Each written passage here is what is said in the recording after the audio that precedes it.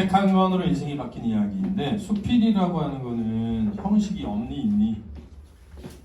있어. 그래서 부형식의 형식이라고 한다. 형식이 자유로울 것 뿐이지 형식은 있다. 그렇지? 그래서 형식이 자유롭다 보니까 내용이 중요한데 내용에서 중요한 게 인생관이나 뭐니? 가치관이 중요하다. 그렇지? 이 인생관과 가치관을 파악하려면 먼저 뭘 찾아야 되게? 소재를 찾아야 돼. 그렇지?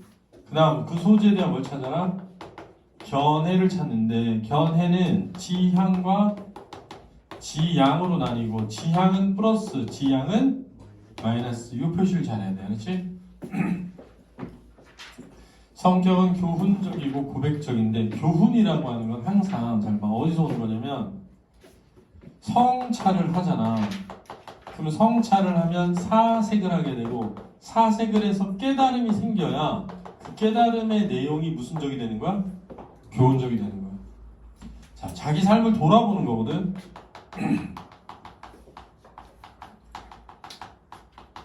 자, 자기가 삶을 사는 걸 돌아봤더니, 알았지? 깨달음이 생기잖아. 깨달음을 교훈이라고 하는 거지. 이해됐니? 그 깨달음이 뭐냐? 아, 독서가 중요하구나. 이런 거지. 그럼 독서라는 소재가 뭐였어? 긍정이겠지. 지향이지. 일화라는 건 짧은 이야기, 짤막한 이야기를 일화라고 한다. 그렇지? 일화를 통한 글의 전개가 드러난다. 하는 거 알아두세요. 제 직업은 천체 사진가입니다. 그래서 저는 실제 글쓴이에요.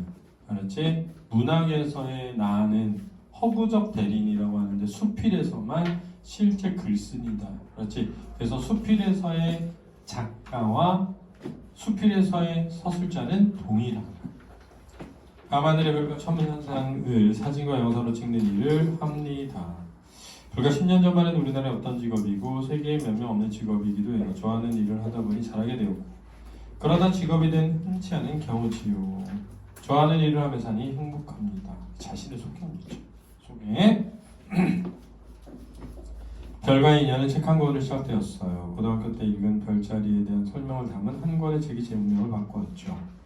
이런 거 되게 디테일하게 묻는다. 학교에서 알았지? 그러니까 디테일하게 외워놔야 돼. 아, 고등학교 때 읽었다. 이렇게 알았지? 유치하게 만든단 말이야. 중학교 때 읽은 책 한 권 이렇게 알았지?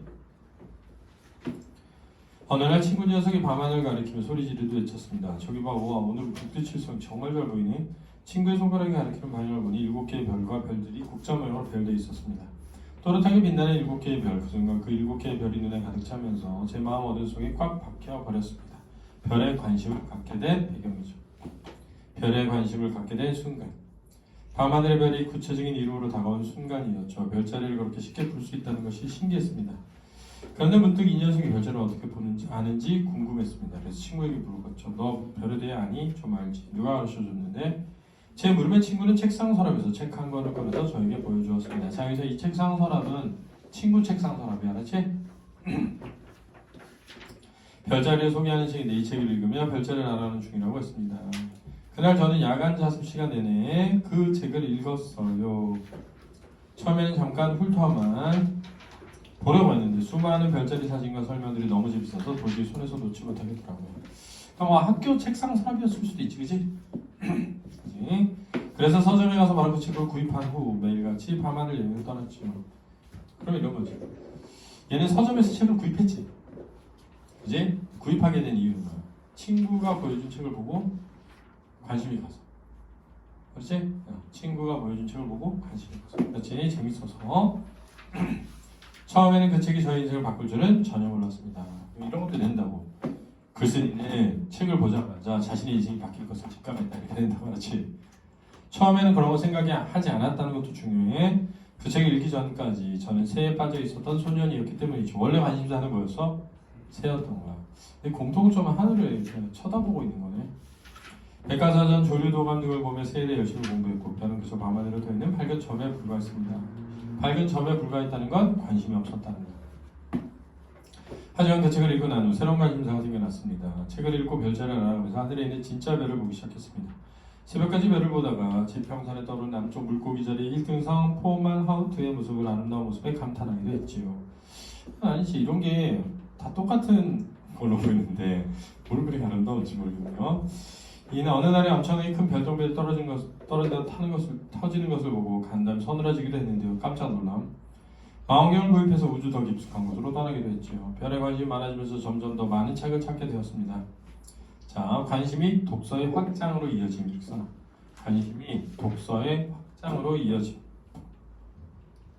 성운과 성단과 은하에 관한 책도 보고 행성에 관한 책들도 보게 되었지요. 그러니까 별들의 종류도 알기 시작한 거야. 별들의 종류에 대해서도 알게 돼. 망원경을 만드는 법과 점성학책까지 별과 관련된 책들을 닥치는 대로 구해서 읽었습니다. 독서의 확장. 대학에 진학한 후에는 천문동아리에 들어와서 망원경으로 별을 보기 시작했습니다. 그런데 망원경으로 별을 관측하면서 기대와 달리 무척 실망스러운 점이 있었어요. 망원경으로 관측하는 전체 모습이 사진에서 보던 것과는 달리 뿌옇게만 보였죠. 처음에는 왜 그런지 몰랐지만 인간의 눈이 가진 특성상 사진을 보는 것 같은 전체 모습은 볼 수 없다는 걸 알게 되었습니다. 그때부터 사진에 관심을 가지게 되었죠. 자, 이것도 중요하다. 하지만 먼저 별에 관심을 가지게 되었고, 그지? 그 다음에 대학을 들어가서 천문 동아리에 들어간 뒤에 사진에 관심을 가지게 된 거야. 그렇지? 그 이유는 뭐지?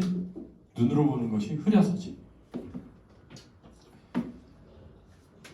사진은 눈으로 볼 수 없는 형형색색의 아름다운 모습을 그대로 담아낼 수 있거든요. 저는 카메라를 들고 직접 천체 사진을 찍기 시작했습니다. 카메라를 다루는 사람의 기술에 따라 결과물의 차이가 확연하기 때문에 많은 노력을 해야 했죠.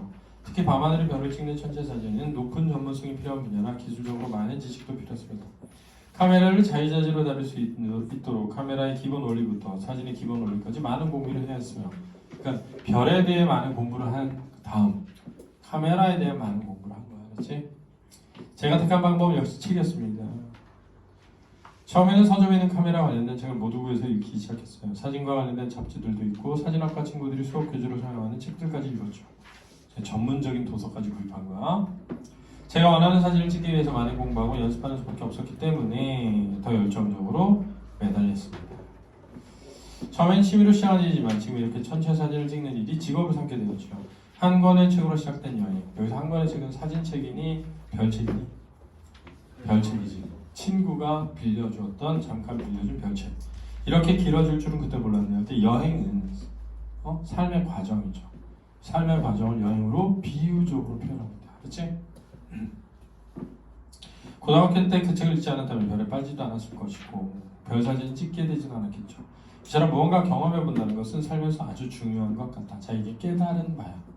경험이 중요하다는 것을 깨달았다는 거야. 저는 지금까지 스케이트를 한 번도 신어본 적이 없어요. 그러니 그 분야가 재밌는지 나에게 그 분야에 재능이 있는지 알지 못합니다. 왜? 경험을 해보지 않았었죠. 그죠? 그래서 다양한 경험을 할 필요가 있는 거예요. 경험을 해보지 않았는데 알 수가 없죠. 만약 피겨스케이팅의 여왕이라 불리는 김연아 선수가 스케이트를 신어보지 않았다면 어떻게 됐을까요? 사례의 제시죠. 자신의 재능으로 해결하지 못해 평범하게 살았을 수도 있죠. 사람은 모두 다르게 태어납니다. 저마다 가진 능력도 행복을 느끼는 순간도 달라요. 그런데 자신을 스스로 알기까지 수많은 경험이 필요합니다. 자, 이게 화자가 추구하는 바야. 독자들에게 권하는 것은 수많은 경험을 해보라는 거죠. 그렇죠? 수많은 경험을 해봐라. 직접 경험이든 간접 경험이든 내가 경험한 것, 그게 바로 나의 한계입니다. 경험의 중요성이고. 근데 예를 들면 간접 경험이 제일 좋은 게 뭐야? 책이지. 책, 그렇지? 여러분들은 유튜브죠. 간접 경험 유튜브죠, 여러분은. 요즘 텔레비전은 영화, 인터넷을 통해서 많은 경험을 할 수도 있습니다. 하지만 저는 지금도 책만 한 것이 없다고 생각해요. 자, 이제 이 사람이 경험이 중요하다. 다음은 책. 이렇게 얘기한 거죠. 단편적인 정보가 아니라 깊고 넓은 경험을 할 수 있게 해주니까요. 저는 책을 통해 많은 것을 얻었습니다. 중학생 때 관심을 가졌던 새에 대한 지식도 책을 통해 얻었고 천체 사진에 관심을 가진 것도 책이었죠. 대학교 사진은 전공하지 않았지만 천체 사진가는 꿈을 이룰 수 있도록 저를 발전하게 해준 것도 책이었습니다. 이런 제 경험에 비춰볼 때 독서야말로 미래를 위한 가장 효과적인 투자라고 생각해요. 이게 바로 깨달은 바죠. 독서는 미래를 위한 투자이다. 비유적 표현이야. 그렇지? 참 고등학교 때 제 운명을 바꾼 그 책의 개정판 사진은 제가 촬영했답니다. 그러니까 진짜 이걸 뭐라 그래? 아니 성공한 덕후라잖아. 성공했지. 자기가 읽던 책을 자기가 사진 찍게 된 거야. 그래서 자신이 정말 좋아하는 일을 찾아 직업으로 삼으면 행복한 어른, 이게 이제 궁극적인 목표야. 행복한 삶을 살기 위한 거죠.